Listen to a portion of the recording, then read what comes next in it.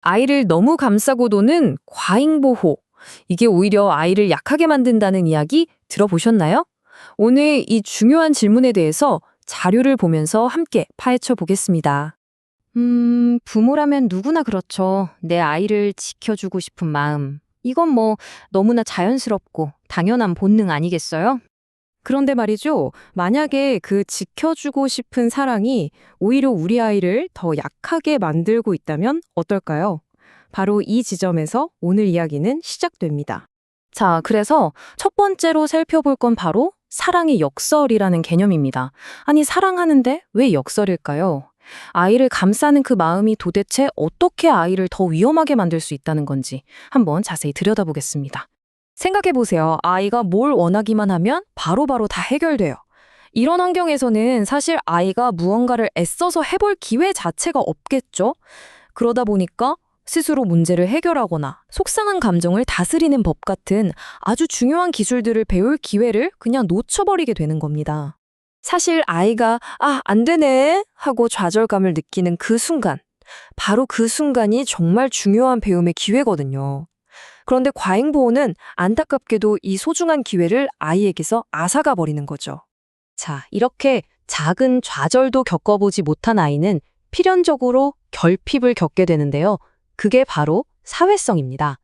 이 사회성 결핍이 아이를 얼마나 취약하게 만드는지 그 이야기로 넘어가 보겠습니다. 모든 게 자기 뜻대로 되던 세상에서 살았으니까요.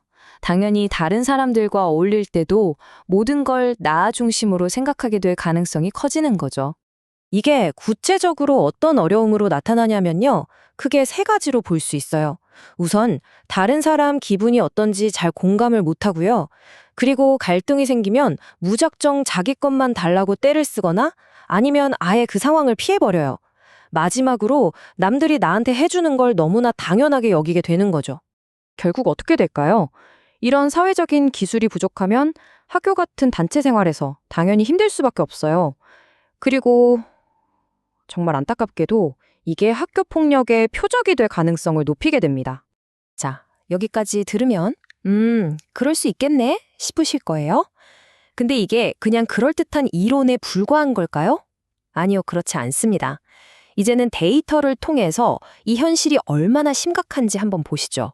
이게 정말 그냥 일부 몇몇 아이들만의 문제일까요? 보시는 것처럼 전혀 아닙니다.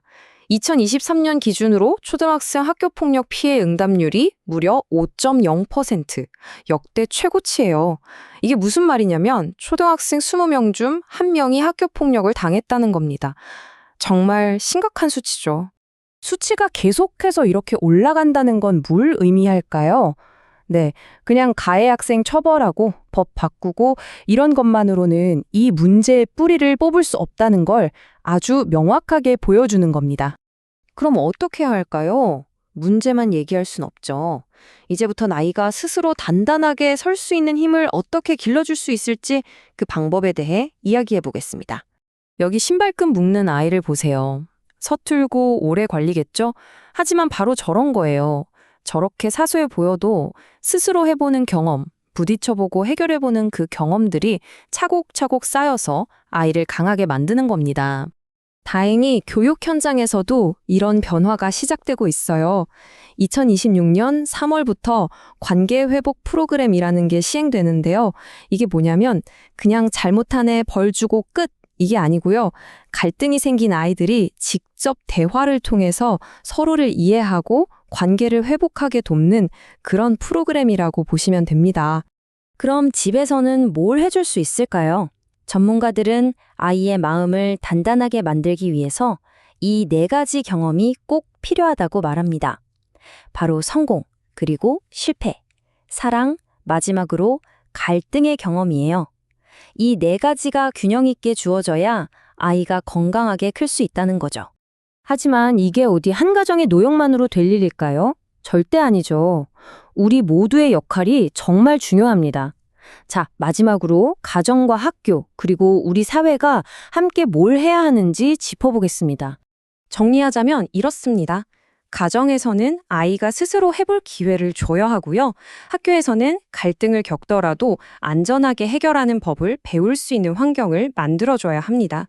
그리고 더 나아가서 우리 사회 전체가 모든 아이는 우리 모두의 아이라는 마음으로 함께 책임지는 문화를 만드는 것, 이게 핵심입니다. 물론 과잉 보호의 시작은 사랑입니다. 의심할 여지가 없죠. 하지만 오늘 우리가 함께 살펴본 이야기들은 우리에게 묻고 있습니다. 진정한 사랑이란 무엇일까? 어쩌면 진정한 사람은 모든 걸 해주는 게 아니라 아이가 언젠가 혼자서도 꿋꿋하게 세상을 살아갈 힘을 길러주는 것 아닐까요?